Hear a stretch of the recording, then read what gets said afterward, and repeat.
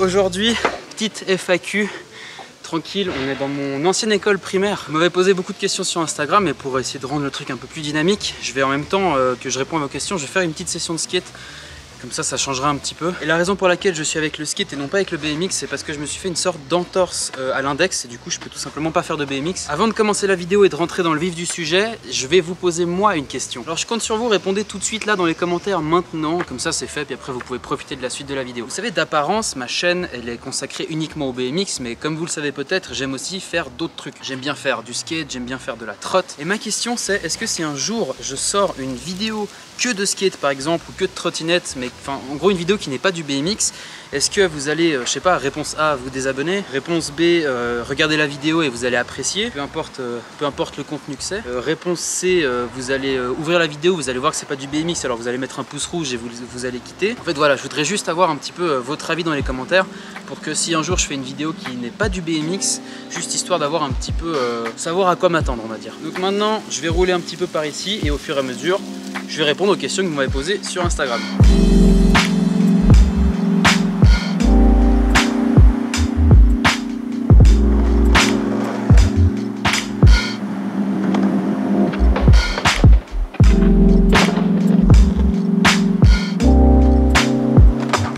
Pour le moment j'ai 49 réponses, donc autant vous dire que je vais clairement pas pouvoir répondre à tout le monde, mais je vais essayer de répondre au plus de personnes possible. La légende dit que tu ne verras pas ce message. Eh bien la légende disait faux. Des tutos prochainement. Alors oui, il faut savoir que j'ai toujours quelques tutos sous la main qui sont prêts à être postés, c'est juste que je laisse toujours un petit peu de temps entre chaque vidéo. Après pour les tutos, faut pas hésiter à me proposer en commentaire ou en message n'importe des tutos à essayer. Mais après vous le savez, par exemple Tailwhip, je vous ferai pas de tuto parce que malheureusement je sais pas le faire. Ta discipline préférée? Alors même si on pourrait penser que c'est le BMX, il faut savoir qu'un des sports, je dirais, auquel je prends le plus de plaisir à rouler, c'est le skate. La discipline qui me sort plus, qui me vide vraiment la tête et où je me sens le mieux, c'est le skate.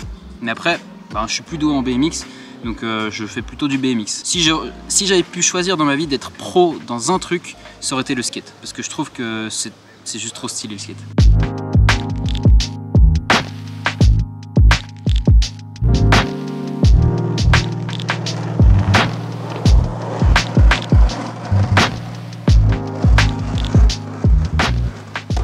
Ton tricks préféré en BMX? Alors mon tricks préféré en BMX, je me souviens plus exactement du nom, mais je crois que c'est une sorte de Superman no-footed seat grab. Bon, le nom je me rappelle plus exactement, mais de toute façon je vous en mets un à l'image, comme ça vous pouvez voir ce que c'est. Ça serait cool que tu fasses des vidéos de BMX en full GoPro, juste du ride en POV. Alors j'en ai déjà fait, il y en a qui sont disponibles sur la chaîne, et en fait vu que les vidéos marchaient pas très bien, je me suis dit que ça servait à rien d'en faire. Mais en fait si ça vous plaît, dites-le moi et je continuerai à en faire, hein. C'est assez facile à faire, ça me prend pas trop de temps, donc je peux en faire sans problème. Tu viens de quel canton? Je viens du canton de Genève. La marque de ton vélo. Alors si tu veux savoir la marque de mon vélo, il faut que tu regardes une vidéo que j'ai sortie il y a quelques semaines qui s'appelle Je présente mon BMX, je crois que c'est le nom de la vidéo, et en fait je montre chacune des pièces de mon vélo une par une. Donc si tu veux savoir quelle est la marque de mon BMX, va voir cette vidéo.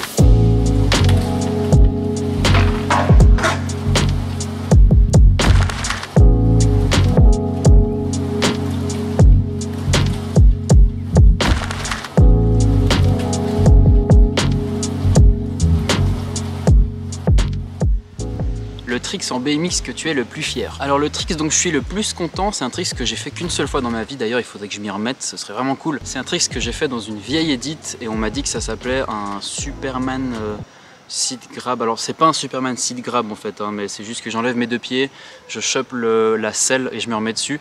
C'était pas hyper tendu, c'était pas du tout un Superman, mais c'était une putain de sensation et je trouve que ça rend vachement bien à la caméra. Est-ce que tu pourrais refaire du BMX dirt? À fond, ouais, le dirt c'est hyper stylé. Le seul truc un peu chiant, c'est que le spot où j'allais tout le temps à l'époque, pas loin de chez moi, ils l'ont complètement détruit. La ville l'a complètement détruit pour mettre des arbres à la place. Et du coup, je suis jamais vraiment allé à un autre spot depuis, mais il faut que le vent se lève. T'as une go? Oui.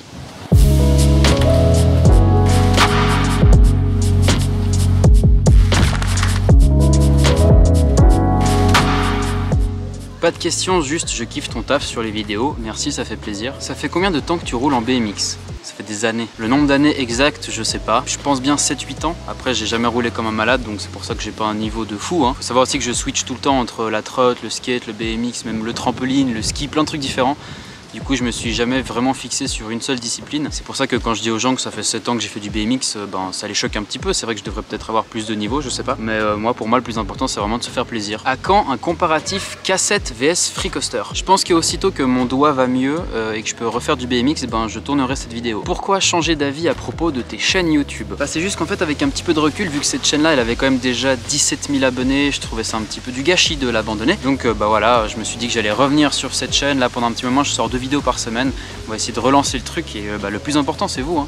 Pour m'aider à relancer cette chaîne, j'ai vraiment besoin de vous, que vous regardiez les vidéos, que vous partagiez, que vous vous abonnez, que vous mettez des likes, etc. Vous connaissez la chanson. Je me demandais pourquoi tu sponsorisais tes vidéos sur Facebook. Alors c'est vrai que j'ai déjà sponsorisé quelques vidéos sur Facebook, surtout des tutos. Alors peut-être même que vous m'avez découvert comme ça et en fait la raison bah, c'est tout simplement que pour toucher un peu un public, pour essayer d'élargir un petit peu mon audience, ça m'est arrivé de sponsoriser des vidéos sur Facebook. Spoiler, ça ne marche pas du tout.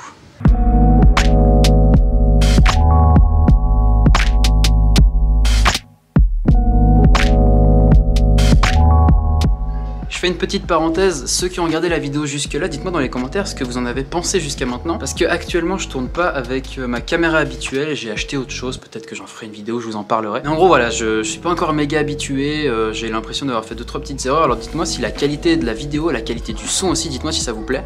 Comme ça je sais si je peux emporter ça avec moi pour faire des vidéos. Donc, question suivante. Tu comptes faire évoluer ta chaîne de quelconque manière, nouveaux partenariats, etc. Ça je pense que ça mérite une vidéo entièrement dédiée à ça parce que la manière dont je veux construire ma chaîne est totalement différente de ma façon de penser quand j'ai créé cette chaîne. Donc clairement que si vous voulez que je vous raconte un petit peu mes objectifs, mes envies, mon parcours, ce que j'ai envie de faire, il faudrait que je fasse une vidéo que là-dessus. À quand la vidéo sur ton dernier projet avec Seat? Alors je pense que ce sera d'ici 2-3 semaines quand cette vidéo sort.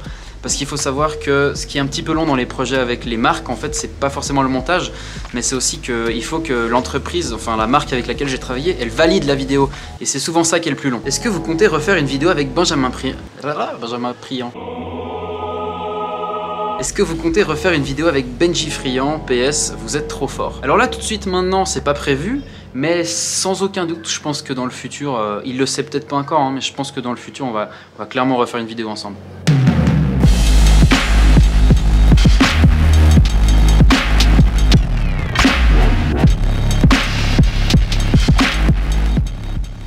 Est-ce que c'est dur de se lancer dans le BMX? Alors je dirais que se lancer dans le BMX, c'est pas exactement comme les autres sports, c'est un petit peu différent que se lancer dans la trottinette, se lancer dans le skateboard, etc. Typiquement, la première chose à laquelle il faut faire attention quand vous vous lancez dans le BMX, c'est le budget. Parce qu'un vélo, ça coûte cher, ça coûte plus cher qu'un skate. En théorie, ça coûte plus cher qu'une trotte, même s'il y a des trottes qui coûtent super cher aujourd'hui. Et si vous achetez un BMX pas cher, il y a du risque parce que vous allez faire des sauts, etc. Et s'il se casse, c'est votre vie qui est en danger. Donc si vous voulez vous lancer dans le BMX, il faudra quand même avoir un certain budget. Et il y a aussi l'entretien. C'est pas comme, comme j'ai dit, c'est pas comme en skate et en trotte, il y a quand même beaucoup plus de pièces. Il y a une chaîne, il y a beaucoup de roulements, il y a plein de pièces à graisser, etc. C'est beaucoup plus technique que le skate et la trottinette.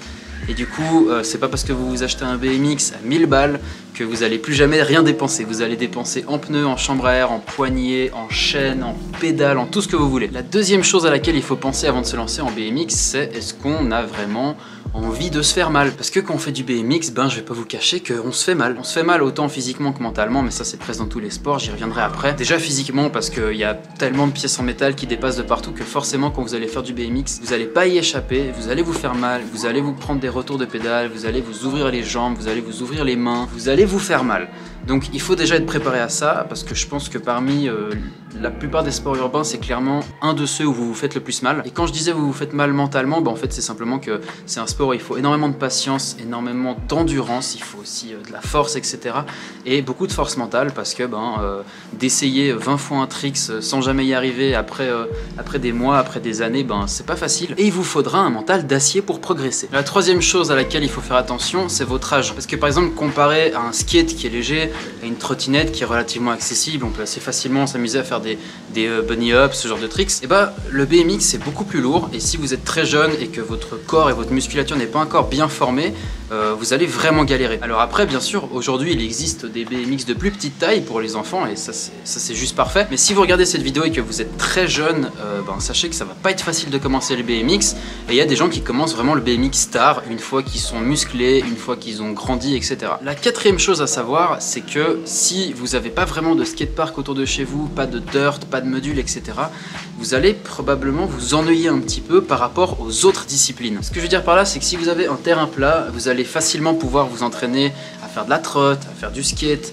ça, il n'y a aucun problème. Alors, je dis pas que le skate c'est facile, hein, mais vous pouvez essayer plein de trucs en flat, en skate, et en trottinette aussi, il y a plein de tricks à faire en flat. Par contre, en BMX, et ben en flat, il n'y a pas beaucoup de tricks, à moins que vous aviez vraiment envie de vous spécifier dans le flatland, ce qui va être très difficile et qui va vous demander beaucoup de patience. Et ben, à part faire bunny up, 180, bunny up bar spin, ce genre de tricks qui sont déjà quand même assez avancés, et ben il n'y a pas grand chose à faire en flat quand on commence le BMX, parce que vous n'allez pas tout de suite faire un bunny up whip, alors que ce sera par exemple beaucoup plus facile et rapide d'apprendre à faire un bunny up tail whip en trottinette qu'en BMX. La cinquième chose à savoir, c'est que c'est pas forcément un point négatif, mais c'est quand même quelque chose à avoir en tête, c'est que quand vous vous lancez dans le BMX, vous vous lancez dans une des disciplines qui est la plus petite communauté. Ce que je veux dire par là, c'est que le skate a une communauté énorme, la trottinette aussi a une communauté énorme, et ça implique plein de choses. C'est-à-dire que vous allez vous faire beaucoup plus d'amis sûrement, vous allez avoir plus facilement accès à du matériel. Ce que je veux dire par là, c'est c'est beaucoup plus facile de trouver du matos pour faire du skate, c'est beaucoup plus facile de trouver du matos pour faire de la trotte dans plein de magasins, même les grandes surfaces aujourd'hui,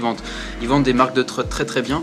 Par contre, le BMX, c'est beaucoup plus difficile à trouver parce que c'est une discipline qui est beaucoup moins évoluée, on va dire. Alors forcément, la communauté est un petit peu moins grande et les moyens qui sont mis à disposition pour la discipline sont moins grands que pour le skate et d'autres disciplines. N'oubliez pas de me dire dans les commentaires si ce petit format vous a plu. Comme je vous ai dit, j'ai acheté une nouvelle caméra, donc j'aimerais savoir si la qualité vidéo et audio vous convient. Voilà, c'était une petite session chill. J'ai essayé de mêler un petit peu la session skate avec la FAQ où j'ai répondu à vos questions. Dites-moi si ça vous a plu. Abonnez-vous à la chaîne pour me soutenir et ne pas manquer la suite.